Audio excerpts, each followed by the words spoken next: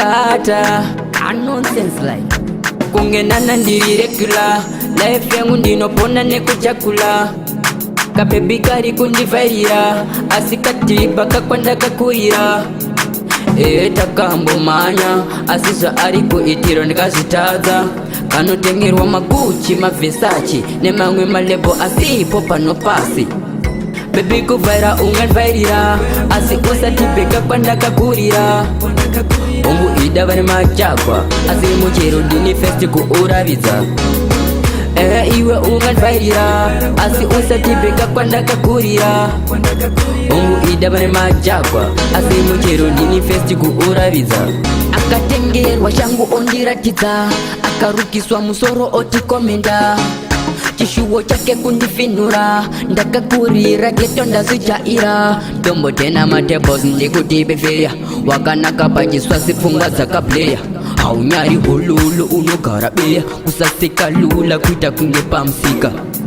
kumhanya newe ndaive ndataira handivhairirwe nemabhebhi ekujecha bebi kuvhaira ungandvairira asi usatibheka kwandakakurira ungu ida vane majagwa asi muchero ndini festi kuuravidza iwe ungandvairira asi usatibheka kwandakakurira ungu ida vane majagwa asi muchero ndini festi kuuravidza